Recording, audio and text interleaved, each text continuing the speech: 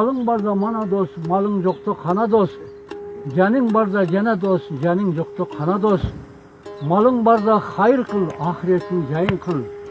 Cayındı kıl da cayla var, canozuluk kayda var, cennet degen cayda var.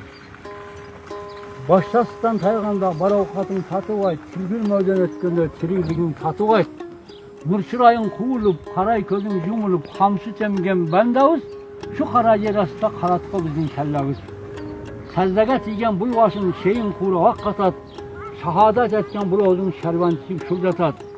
Bul dünya amanat, paygambar ötken kim kalat? Çarşı dünya amanat, çoryalar ötken kim kalat? Jarık dünya amanat, jakşılar ötken kim kalat? Ciygan dünyanın amanat, cinderem ölöt kim kalat?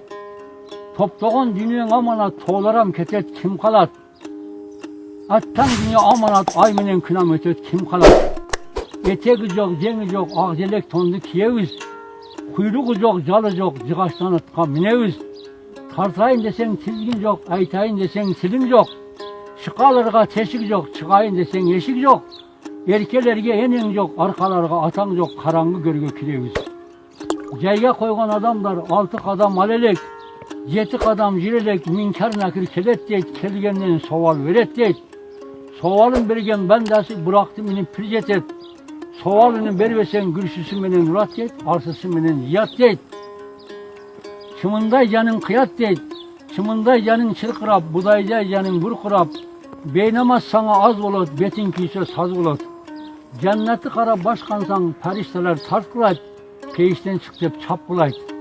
Allah denler bu cayda, Allah desen bu cayda, Allah Teala can egem azap otunu ötüret, attay günen keçiret. Kanalga жазылууну унутпаңыздар. Биринчилерден болуп маалымат алуу үчүн коңгуроо чону басыңыз.